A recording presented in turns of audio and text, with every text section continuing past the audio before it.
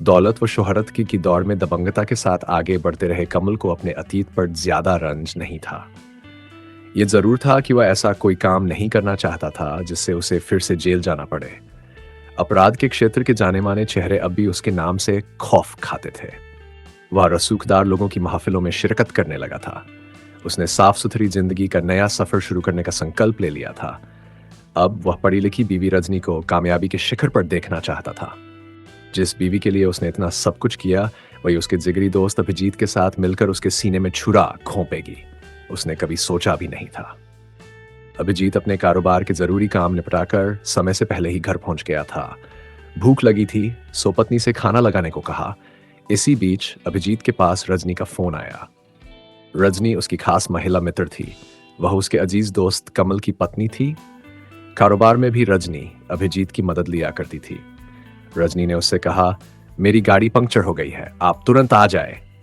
तुम वहीं रहो, मैं 5 मिनट में पहुंचता हूं।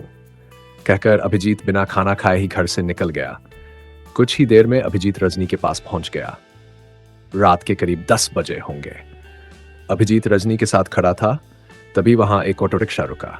ऑटो पर आए लोगों ने अचानक अभिजीत पर हमला कर दिया। अपना काम करके हमलावर ऑटो रिक्शा से फरार हो गए।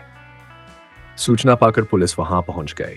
रजनी ने पुलिस को बताया, अभिजीत मेरा प्रेमी था और उसकी हत्या मेरे पति कमल और भाई प्रमोद ने की है।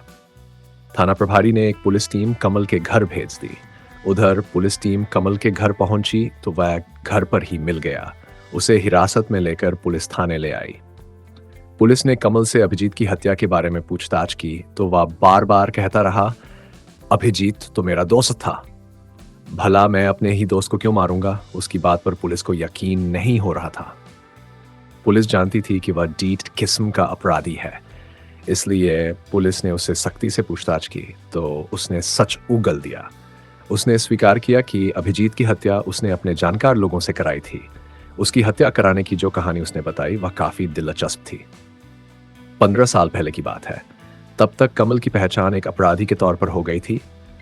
उसकी आपराधिक छवि के कारण उसकी शादी भी नहीं हो पा रही थी। शादी की उम्र निकलने लगी थी।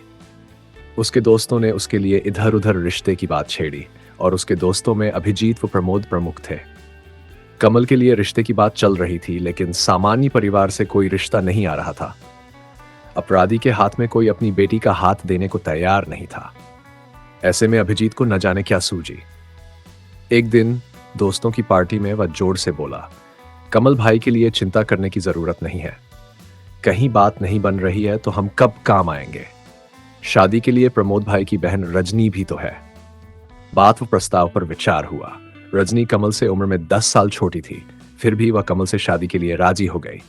लिहाजा बड़ी धूमधाम से दोनों की शादी हुई। इस बीच एक ऐसा कांड हुआ जिसने कमल की जिंदगी के सुनहरे रंगों को ही छीन लिया। एक हत्या के मामले में वह 3 साल जेल में रहा। जेल से छूटा तो कमल के लिए सारा नजारा बदल सा गया था। उसकी पत्नी रजनी ने कारोबार अपने नाम कर लिया था। कमल के साथ साय की तरह रहने वाले अभिजीत के व्यवहार में भी अजीब सा बदलाव आ गया था। अब अभिजीत कमल के बजाय उसकी पत्नी रजनी से ज्यादा लगाव दिखाने लगा था। रजनी अक्सर अभिजीत के साथ घर से गायब रहती थी। कभी किसी पार्टी में तो कभी क्लबों में वह अभिजीत के साथ ही दिखती। पहले तो कमल को लग रहा था कि पारिवारिक संबंध होने के कारण रजनी अभिजीत से अधिक घुली मिली है। वैसे भी दोनों की शादी से पहले की पहचान थी। लेकिन जब संदेह हुआ तो कमल ने रजनी पर पाबंदी लगाने का प्रयास किया। एक दिन जब कमल और रजनी के बीच किसी बात को लेकर विवाद हुआ तो सब कुछ खुलकर सामने आ गया। रजनी ने साफ कह दिया, हाँ, अभिजीत से मेरे प्रेम संबंध हैं। अभिजीत से ही मुझे वो सारी खुशियां मिलती हैं जिनकी हर औरत को जरूरत होती है। कमल ने पत्नी को बहुत समझाया, गिड़गिड़ाया, लेकिन वह नहीं मानी। तब कमल ने रजनी के भाई प्रमोद को सारी बात बता दी। प्रमोद की समाज में सिर्फ इज्जत ही नहीं बल्कि अच्छा खासा रुतबा भी था, इसलिए उसने भी बहन रजनी को समझाने की कोशिश की। पर रजनी तो अभिजीत की दीवानी हो चुकी थी।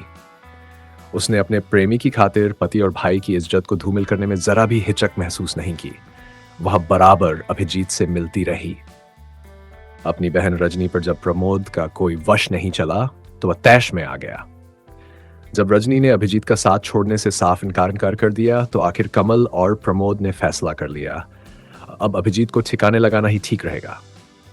जब कमल जेल में बंद था तो उसकी जान पहचान चंद्रपाल नाम के बदमाश से हो गई थी। अब कमल ने अभिजीत को निपटाने के लिए चंद्रपाल से बात की। बदले में कमल ने उसे अपने एक धंधे में पार्टनर बनाने का ऑफर दिया। चंद्रपाल यह सुनते ही तैयार हो गया। एक दिन चंद्रपाल को मौका मिल ही गया और तब उसने कमल को मार डाला। कमल से पूछताछ करने के बाद पुलिस ने चंद्रपाल को गिरफ्तार कर लिया। पूछताछ के दौरान उसने भी अपना जुर्म कबूल कर लिया। Thanks for watching. Please like, share, and subscribe to this channel.